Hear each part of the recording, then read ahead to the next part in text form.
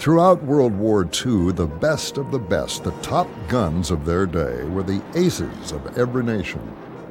The aces, men who could claim 5 or more planes to their credit, rose to fame through their amazing exploits in aerial combat. By war's end, only 3% of all fighter pilots could claim ace status. Those 3% accounted for almost 50% of all the air-to-air victories scored between 1939 and 1945. How did they achieve such success?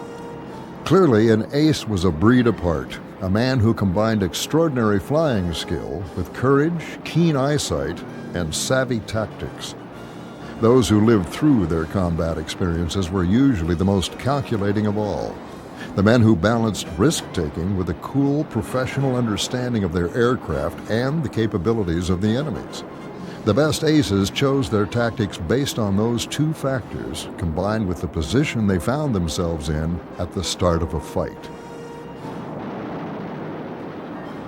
Fighter tactics in World War II underwent a radical transformation by the time VE Day brought the fighting to a close. As much as air fighting changed, however, the basic elements remained a constant. In fact, all the basic tactical foundations had long since been laid in World War I. But it took time for those lessons to be relearned once Hitler's rampage in Europe began 20 years later. During World War I, air combat tactics evolved into two basic elements in the fighting over the Western Front. The first was the traditional swirling, turning dogfight that you see in all the World War I type air combat movies. But the Germans developed a real specialized tactic by 1918 to preserve their small fighter force on the Western Front. This was the hit-and-run tactic. They were able to dive into opposing formations, hit them, and then run away as fast as they could by high-speed dives.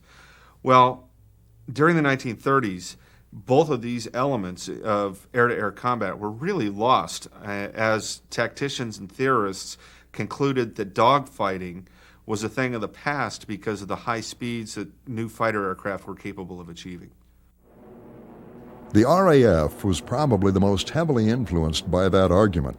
Instead of focusing on air-to-air combat between fighters, it developed a wide array of rigid tactics designed to mass the firepower of a fighter formation onto bombers. Fighters in the RAF were considered interceptors, not air superiority weapons.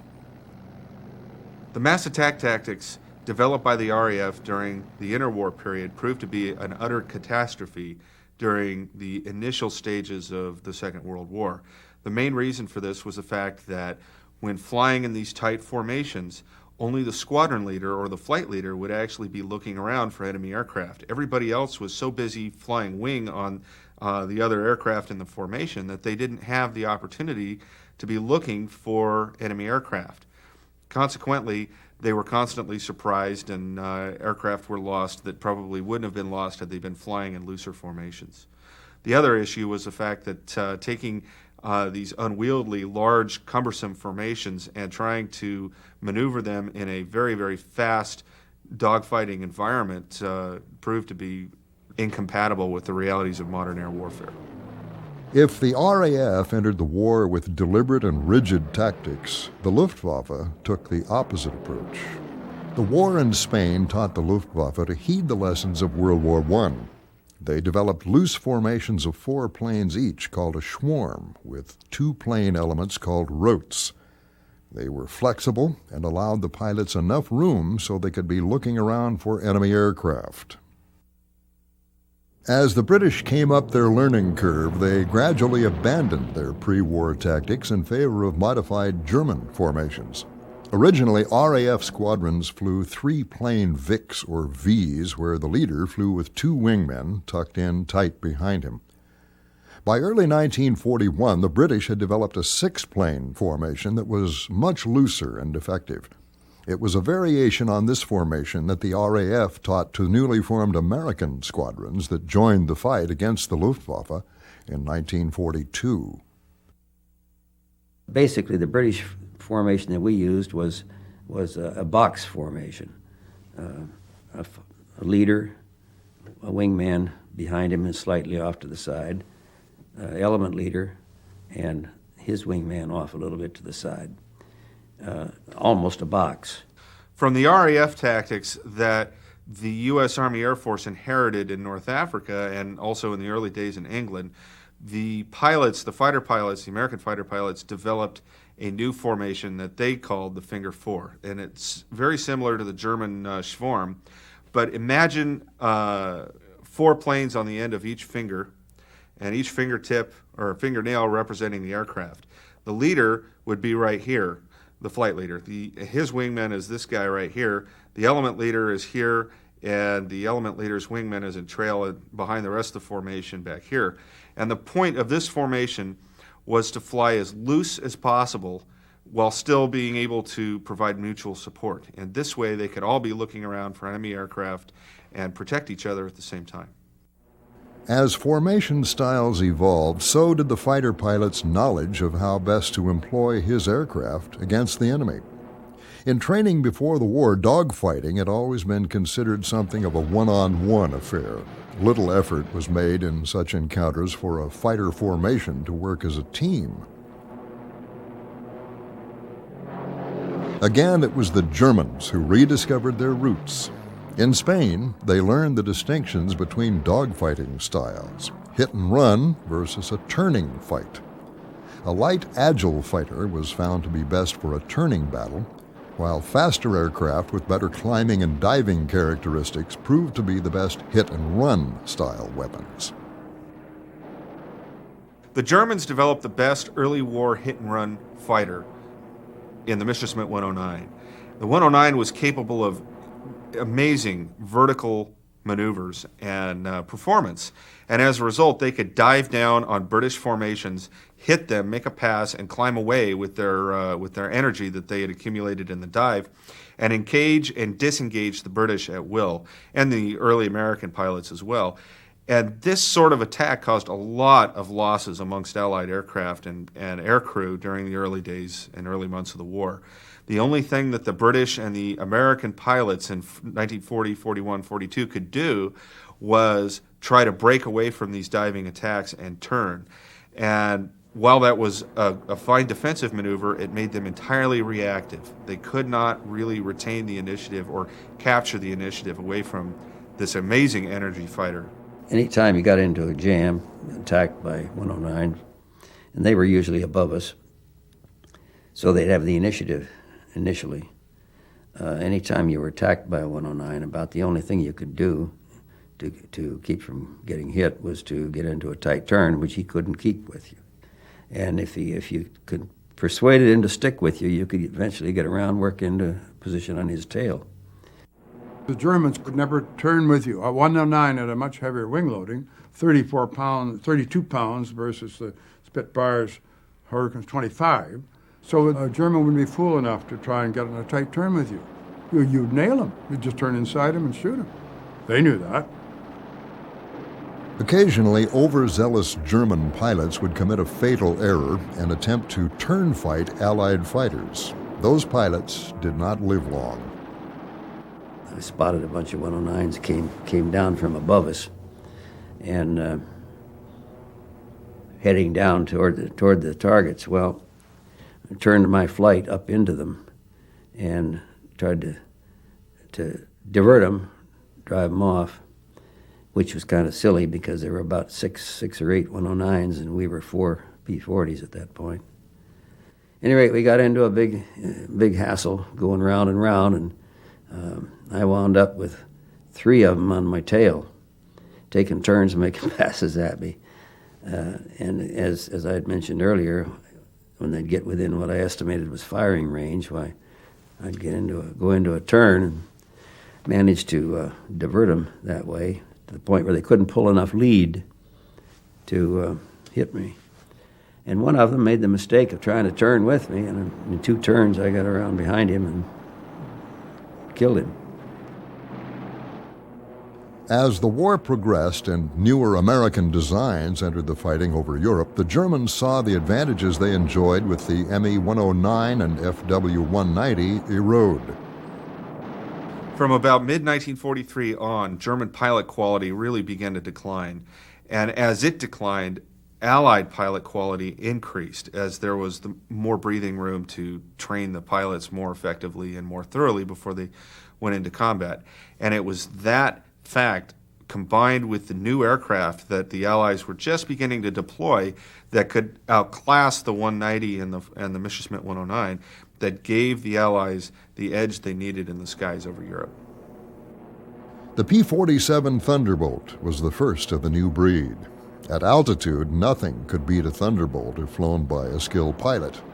Though normally considered a hit-and-run or energy fighter due to its terrific diving abilities, in the hands of a skilled pilot, the P-47D and M models could tackle any Luftwaffe fighter in any type of dogfight. With a fighter capable of both styles of air combat, the tactical situation usually dictated how the fight would develop. Whoever had altitude advantage generally initiated the fight and would attempt to keep the engagement vertical using hit-and-run strategies. At low altitudes, energy fighters were at a distinct disadvantage. If caught low and slow, they could be chewed up by turn fights where they would have no escape.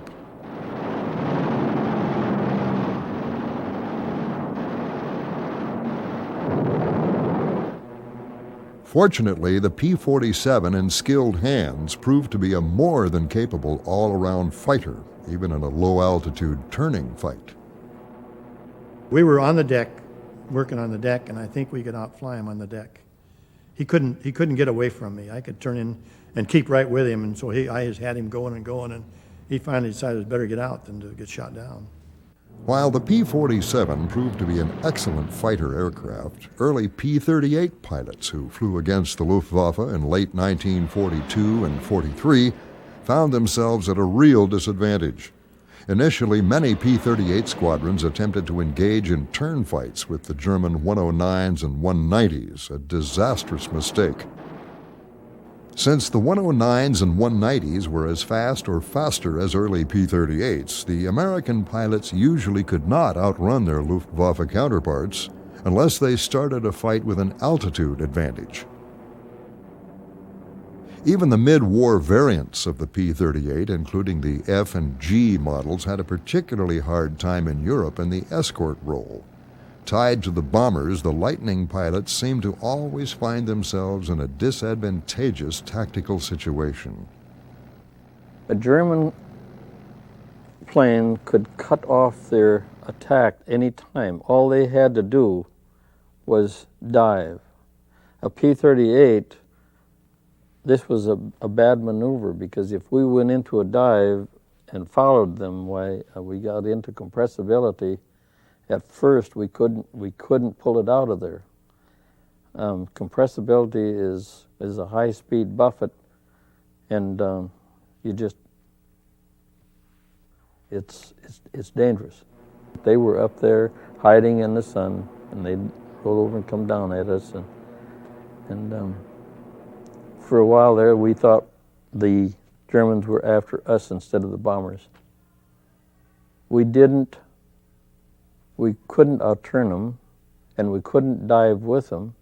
It was their show there for quite a bit. We didn't get as many of them, I guess, as they got of us. We had quite a few losses. After some painful lessons, the P-38 units learned to at least hold their own against the Luftwaffe through 1943. When you see them coming, you turn. They didn't like the front end of a P-38, and they had respect for us. You see, they didn't know what we could do. They had to learn just like we did how well we were going to perform against them. By the end of 1944, however, the P-38L reached units in the European theater and gave the Americans a revolutionary model of the Lightning. With its hydraulic boost controls, dive brakes to inhibit compressibility, and powerful Allison engines, the L model allowed the pilots to employ tactics that weren't available to them before. The original P-38 was kind of stiff. You had to really put effort. 1 pound here was 1 pound out there. But after they put those hydraulic boosters on it, 1 pound here was 16 out there. And boy, we could outroll Spitfires or P-51s or any of the rest of them with aileron boosters. And so the quicker you can establish your turn and pull back on the stick means a tighter turn you can make, see? And we could outturn anybody, and then it would turn right, being so stable, whenever a single engine plane gets down to about 91, 92 miles an hour, if you're turning to the right, and it stalls, it'll flip back over this way, out of control. P-38, you could turn it right down forever at 72 miles an hour at full power and never stall out. And getting that turn established was the main thing. Up until we got the dive flaps, every time we get in a fight with the Germans at altitude, we could outturn them. We could really outturn them. But the minute we got inside of them, they'd just turn over and go straight for the ground, 26,000 feet or wherever you were, see. And if we chased them, we got out of control. And the P-38 wanted to tuck back under like that, and the more you pulled on it, the more it would tuck under. It was out of control. So we had to have something that would keep it from accelerating past that speed. So they invented this dive flap that was run by an electric motor, and it opened like that. It took about 1 second to open and close, you know.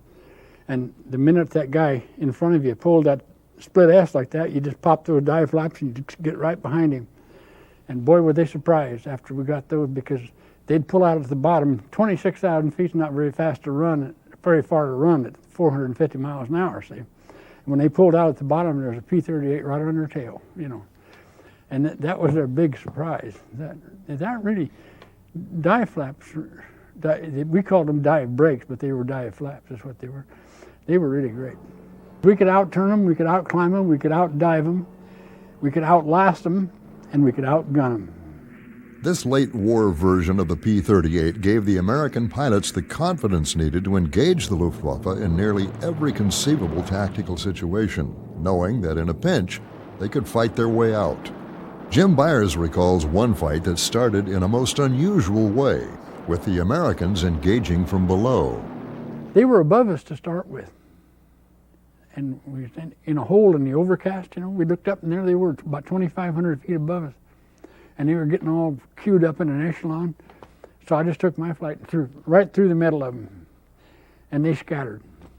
And then we started picking them off. But none of them would fly out of that hole, see. They had to be inexperienced.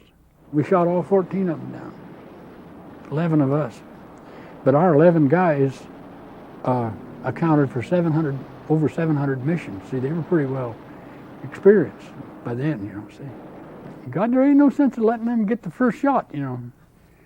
And if you sit and do nothing, you get hurt. But if you make a mistake, you can change that, see. If you do something and make a mistake, you can change it. But if you just sit there and do nothing, you can't change anything. In other situations, the P-38 could be one of the deadliest hit-and-run fighters of the war, especially if the Lightnings began a fight with altitude advantage. And we looked off to the east, a whole bunch of ME-109s, about 20 of them, were attacking 4 P-47s. Coming down, boy, just like rain down out of the sky. So we flew over there and got in the fight, and we shot down 8 of them. All that happens fast, you know.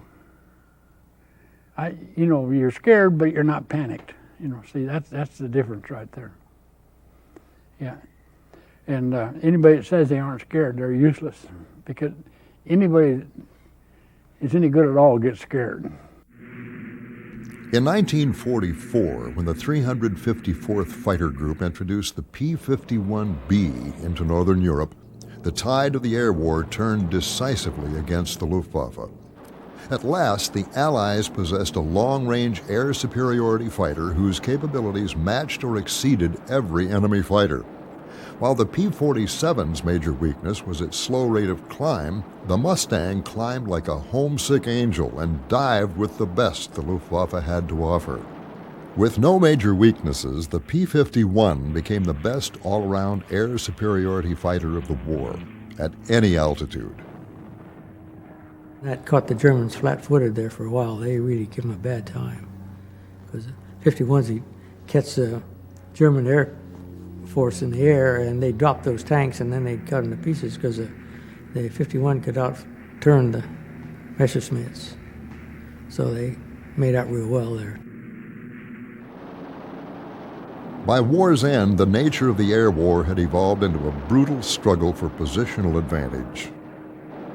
From the early days when the Germans were able to dominate the RAF with their sleek 109s and their deadly hit-and-run tactics, newer Allied aircraft arrived in time to change the fundamental nature of the air war. While retaining their edge in turn fights, Allied pilots enjoyed unparalleled flexibility with the late generation of fighters and could fight the Germans in vertical hit-and-run style and win. Such flexibility spelled doom for the Luftwaffe's fighter force by 1944. While different tactics could help offset the advantages an enemy may have in aircraft quality or quantity, there were some basic elements to air combat that always remained a constant. Mastering them took time, something that fighter pilots in World War II didn't always have. During World War II, American pilots used to say, "Fly 5 and stay alive." And what that meant was, if you made 5 missions, if you flew 5 missions and you were still alive, your chances of survival through your entire tour just went up exponentially. The reason for this was something that later was called situational awareness. SA was basically the ability to process all the information going on around a pilot in the midst of an air-to-air engagement. And developing the sense of situational awareness needed for survival in air combat took time. If a pilot could fly 5 missions, he'd have the experience needed to really understand and process the things that he saw. But before that point, he had no concept of what was going on around him. Frequently, pilots never even saw aircraft around them in an air-to-air engagement, and even more seriously, they rarely saw the aircraft that shot them down. As a result, it was the inexperienced pilots that made up the brunt of the losses through the entire Second World War. Dogfights are funny things. They're huge. They might go all over the sky. You lose track of your own people. Hopefully your wingman stays with you. If he doesn't, then you're in trouble because you not only have to watch what you're doing, you have to watch behind you. People who don't check 6 are in deep trouble. If they won't be victor, they'll be victim. Sighting the enemy has remained the single most important element to winning any air-to-air engagement. Once the enemy had been sighted, keeping them in sight was always critical to winning the battle. Another fighter pilot proverb of the day ran, "Lose sight, lose the fight." Without knowing what the enemy was attempting next, a fighter pilot could not select the maneuver needed to counter it. Again, that was why so many inexperienced pilots went down. They simply could not see or process all the information unfolding around them. Sometimes, if a pilot lost sight of the friendly aircraft in his flight or squadron, they could be almost as hazardous as the enemies in close-range turn fights. One of my very first sightings of an enemy aircraft was a 109 who crossed in front of me. I turned and got headed towards him in a steep bank left, and all of a sudden he started coming apart, and I hadn't fired my guns yet, and it was Glenn Eagleston coming in from the other side had hit him. Glenn used to tell me all the time, "I owe you one." He says, we almost were air scoop to air scoop when he finally hit him.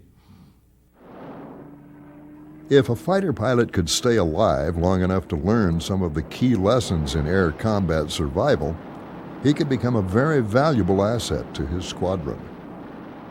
During the war, to be a successful fighter pilot in air-to-air combat, you needed a couple of basic ingredients. The first was eyesight. A successful fighter pilot had good eyesight and could spot enemy aircraft at long ranges. The second was the ability to fly his aircraft to the edge of its performance envelope. Basically, he needed to be a good pilot. And kind of as a corollary to that, he needed to understand his aircraft as thoroughly as possible so he could get the most out of it. And that really came down to a number of hours that that particular pilot had flown in the fighter type he was taking into combat. Lastly, he needed to have a thorough understanding of the tactics that would maximize his aircraft's potential and capabilities in air-to-air combat, while at the same time negating some of the advantages the enemy aircraft possessed over his own aircraft. Air-to-air gunnery was and still is a true art form that only a select few ever really master. Dick Bong, America's ace of aces, spent his first months in combat unable to hit anything except from practically dead astern. Later, after undergoing extensive gunnery training in the States, he returned to combat and became an incredible aerial marksman, hitting targets from virtually any deflection. Deflection shooting was the ability to take out a target from different angles relative to that particular target's direction. So firing from directly astern on an enemy plane was called a zero-degree deflection shot, while shooting from a 45-degree angle from behind was called a 45-degree deflection shot. The most difficult shot was the 90-degree deflection shot, where the shooting plane was perpendicular to the target aircraft. That required the most amount of lead and the most amount of calculations in the pilot's head to actually hit the target. Deflection shooting was actually an art form. It was very difficult to do, and there were very few pilots who were really good enough to hit a target from anywhere except dead astern. So those that were able to do it really had very high scores. René Fonck was probably one of the most famous deflection shooters in aviation history. He was a World War I French ace with over 70 kills to his credit. During World War II, some of the great deflection shooters were Hans-Joachim Marseille, who was a German pilot who was renowned for his ability to bring down very rugged aircraft like P-40s with 7 or 8 shots. He was that good of a marksman. For the Americans, probably one of the best deflection shooters was Tommy McGuire, who had 38 kills and was the second-ranking American ace in World War II. Through much of the war, Americans relied on fixed reflector gun sights. At first, the standard K9 gun sight was used. Later in the war, however, the United States developed a computer gun sight known as the K-14. With the help of a gyro, it would compute the lead required to hit an aerial target. We had a K-14 sight that was a gyro sight, and you put the pip on the plane, and if you were in too tight of a turn, though, you better have your stationary sight on too. And that happened to me, and I was pulling in a real tight turn, and the thing was gone. Just dumped. It would dump. You pull a gyro too fast, it'll dump. Then you got to shut it off and get it going again. And if I'd had my needle or ring and dot, I probably got him, but nothing I could do. So you had to be careful when you were in a real tight turn with that gyro. But it was a big improvement. It was the rare individual indeed who could master all these complicated and demanding elements of air combat and survive long enough to get good at them. Of those who did, only a select few became true hunters, the aces. Their workplace was the vast reaches of the sky over Europe. Their job, a grim repetition of killing and survival. Losses among the top aces were always high. Throughout aviation history, aces have always been among the most aggressive pilots in the air, but some have been more aggressive than others. And these types of aces led brilliant, if short, careers in air-to-air combat. They were the reckless of the reckless. They were the ones who would wade into any fight, no matter what the situation, no matter how heavily outnumbered, and they would fight it out. And these guys scored incredible victories in a very short span of time, but generally they fell victim to their own recklessness in the end and died at the hands of their own mistakes in air-to-air battle. To survive in air combat took courage, skill, and lots of luck. To become a hunter instead of just a target took a healthy combination of experience, eyesight, and the proper tactics. It took all sides involved in the air war time to relearn the basic air combat lessons that emerged from World War I. But when they did, a whole host of tactical innovations transformed the air war in Europe. Bad tactics could get even the best of the best killed. Good tactics could offset nearly any advantage the enemy brought to the table, ensuring both survival and success.